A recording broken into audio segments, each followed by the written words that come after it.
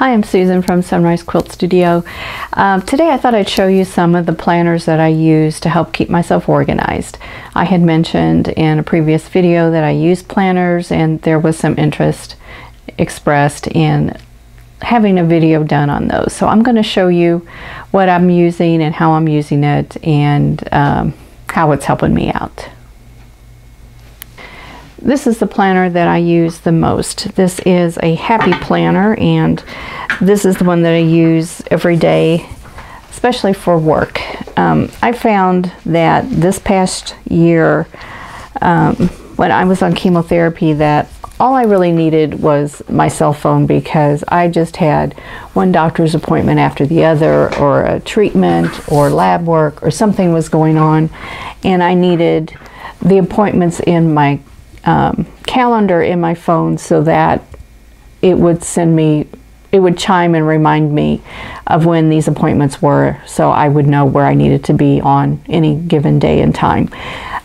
So even though I had always used some kind of a planner, last year that just went out the window because I couldn't do anything more than concentrate on what was going on with my treatment. This year, however, I have found, since being on chemotherapy, I need all the help keeping organized that I can get, because I tend to forget things now, and I think that's just a side effect of the chemo.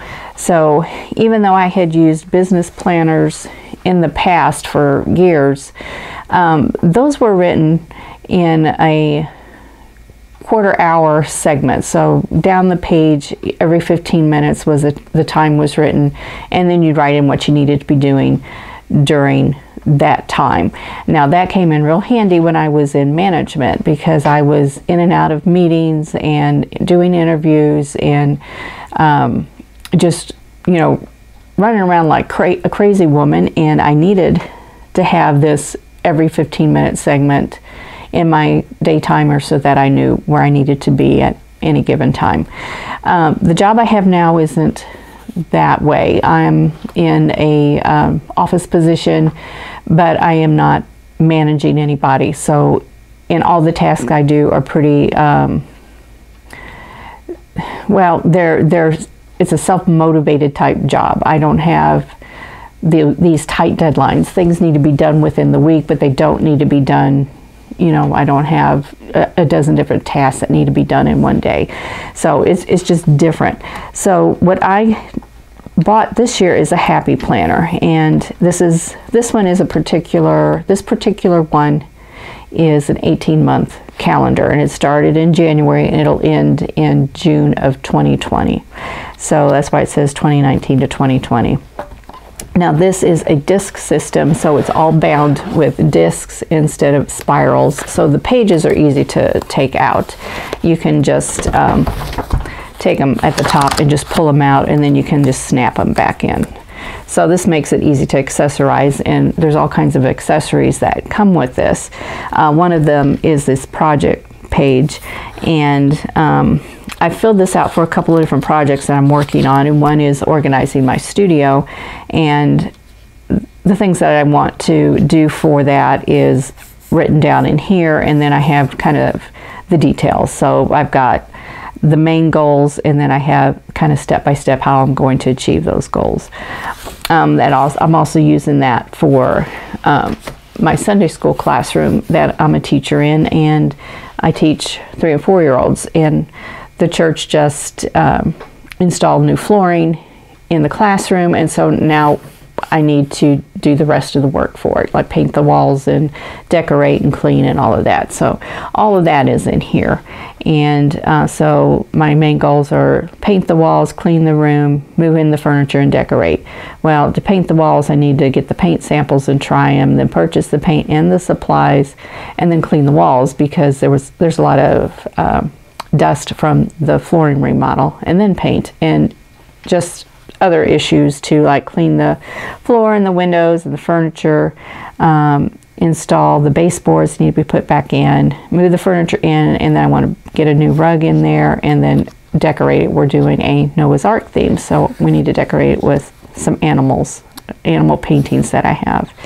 This is another accessory you can buy, and it just says notes, and On here I have a packing list for vacation later this year for me and for my daughter. And then here's another project goal. This is on planning the trip. This didn't quite work out the way I wanted, so I have a travel planner that I'm using, and I'll show you that here too. You can also buy these pockets that you can put things in. You can put like tickets or receipts or notes, anything like that go in them. And this system relies heavily on stickers to help. There are a lot of reminders. There's a lot of checklist to make out lists of things that you need to do. And a lot of decoration and just inspirational quotes, that kind of thing. And you can buy these in these little booklets, or you can buy thicker booklets. There's just dozens and dozens and dozens of things that you could do with these stickers, and different types of stickers that you can buy. And it comes with the yearly calendar, and then you get into your monthly calendar, and it comes with a currently page of what you're doing for the month. And then it has the month calendar, which you can decorate if you want or don't want to. And I kind of just piddled with this the first month. I didn't do a whole lot with it. And then you have your weekly pages, and it's in a vertical format. So like here's Monday, and it goes down vertically instead of horizontally. And when I first started using it, I needed it immediately, and I didn't really have time to mess with the stickers. So like the first half of the week, I just wrote in everything that I needed to do that part of the week, and then I started getting into the stickers. And the stickers, I found, actually help keep things clearer, that it's easier to see than doing this. But you don't need the stickers. This works just fine. But then it's pretty and it's attractive, and then it makes you use your planner more. So as the weeks went on, I added more and more to it. So this has a combination of my work duties as well as things like video, other types of things that I'm doing, baby showers, and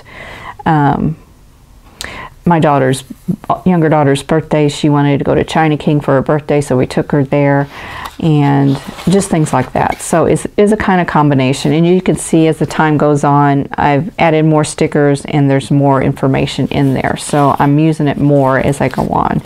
And then we come to February, and this was kind of a sparse week. I wasn't doing a whole lot on that week. And this was Valentine's week, and there was a lot going on. So I had a couple of appointments. I had Valentine's Day things going on, a daughter's birthday, and just, there's just a lot of stuff going on that week. So as the week went on, I added more stuff. And then there's these dividers that you can buy, and I always put that on the current week. So this is this week, and of things that were going on. I've got a grocery list here. This is pretty much my house cleaning list of things that I need to do this week, and I check them off as I get them done. And I don't put any deadlines on these because I do them when I have the time. I don't get worried if I don't do things every day right on time. Even though I do have kind of a schedule, a lot of times things have to be put off to the next day because of other things going on. So this is my happy planner, and it's working really well for me, and I'm really looking forward to using it. Now for quilting, I have this planner. This is a homemade planner, and it's a homemade cover. It's basically just a composition notebook that I decorated with scrapbook paper, and then I made this cover for it. And this is a cover that I learned how to make in a class, and I kind of revamped it for my own purposes. This composition notebook is one that I gave to my daughter when she was young, and she drew a picture on the front and then didn't do anything else with it. So I turned this into a organizer for me, and it's for my quilting projects. Now, when I was quilting for other people, I had invoices and worksheets, and that kept me organized. But now that I'm quilting for myself and doing YouTube videos, I needed something different.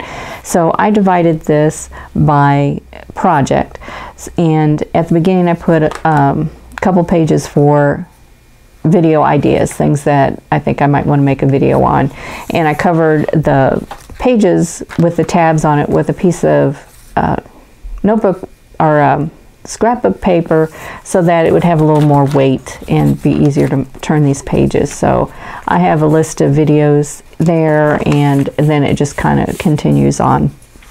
And then I go to the next section, and it has projects. This was the Cat's Cradle quilt that I finished a while back, and I put down the videos that I want to do, and then I put dates on when I completed them. On this page I drew out some border ideas that I was thinking about, and did the same on this page, just including the corners of the borders and ideas for doing those. And then I go to my video files as I videotape things as I'm working on the quilt, and then I go through the files, and then I mark the ones that I think I can use. I mark out the ones that I can't.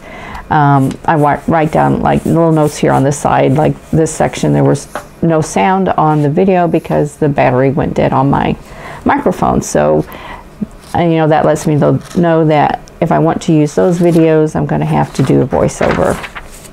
And then that just continues on, and there were a couple of pages of videos there.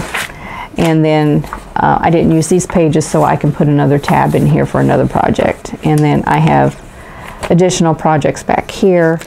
The one that I just finished up is here. This is the Morning Glory quilt. And then when I go to my next quilt project, I'll write it here on the tab, and then I'll write notes of things that I want to do.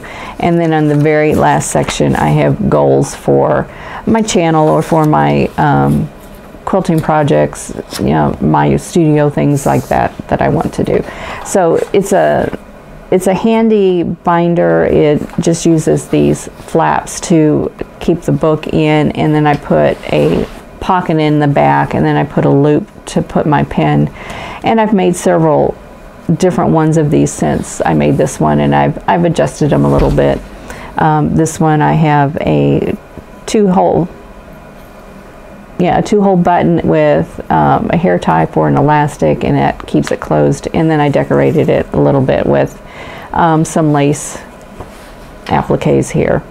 So this was a fun project. It's made out of Peltex and fabric, and it's quilted, so that worked out really good for me, and it's helping me keep organized, and I can keep all of my notes on my projects all in one place. And when I'm working in my office, it's up there with me. When I'm working down here in the studio, then it's down here, so that I can keep track of what's going on. And the next thing I have are travel notebooks. These are Midori style travel notebooks, only instead of being made out of a leather cover, these are a quilted cover. And it's also made out of Peltex and some hand-dyed fabric. And this system is different than this other binder because it's held together different. This one used flaps to put a notebook in, and this one you use an elastic system. So this is all held together with elastic bands or rubber bands, whatever. Like this is a rubber band that is holding two of these inserts.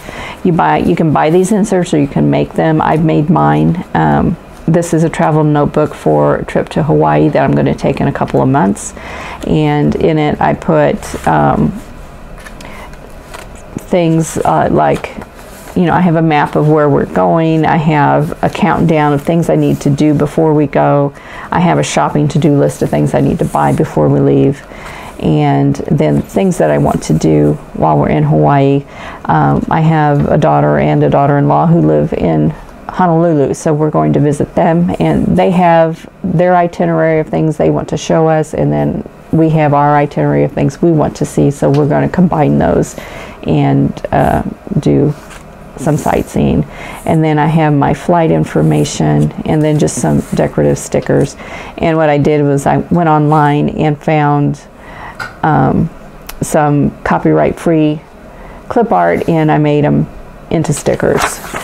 I have a packing list for me and for my daughter for our checked baggage, and then I have a carry-on checklist, and you can see I keep adding to it, so I may need more space. Then there's my younger daughter's checklist, and then I have this insert rubber banded to another one, so this will be additional things, maybe some photographs of the trip as we're taking it, like our flight, and then things that we're going to see when we get there.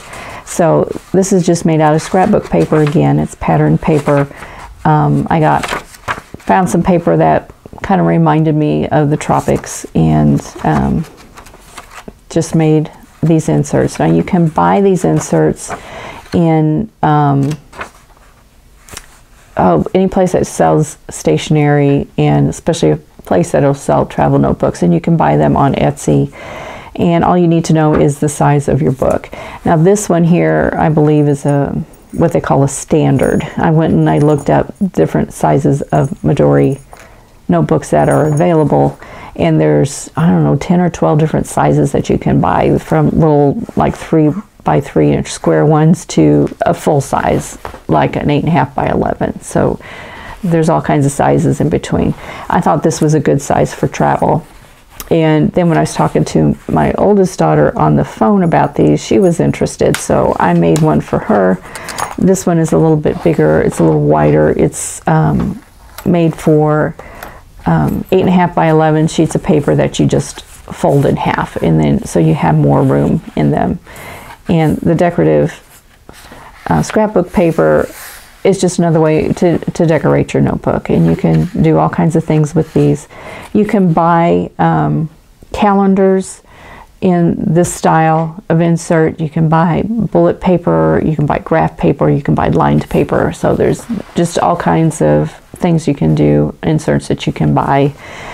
This is a 4-pocket folder that I made and put in, and this can hold receipts, it can hold tickets, it can hold your checkbook, a passport. It can hold all kinds of things. So this is also made out of some hand-dyed fabric, and the elastic closure has a charm on it, just because that seems to be something that people are doing right now, and I thought it would be kind of fun. So those are my organizers. These are the ones that I use the most, these 3 here. I am thinking about starting another one for housework, house organization, home organization, but right now 3 of them I think is plenty for me to juggle at this time, and so I'm kind of sticking with those for the moment. But here we go. These are my planners and the ways that I use them and what they're for, and I hope you got some ideas for those. And I will probably be making a video in the future on how to make these. I think anything that helps keep me organized, I'm interested in. So, and then I'm making some other items to help keep me organized in my studio, and I will show you some videos on those in the future. So I hope you enjoyed this video, and I hope you have a good day, and I will see you in the next video. Thanks for watching. For more quilting ideas, click on the video links. And to keep up with my newest projects, click on the subscribe button. I hope to see you again soon.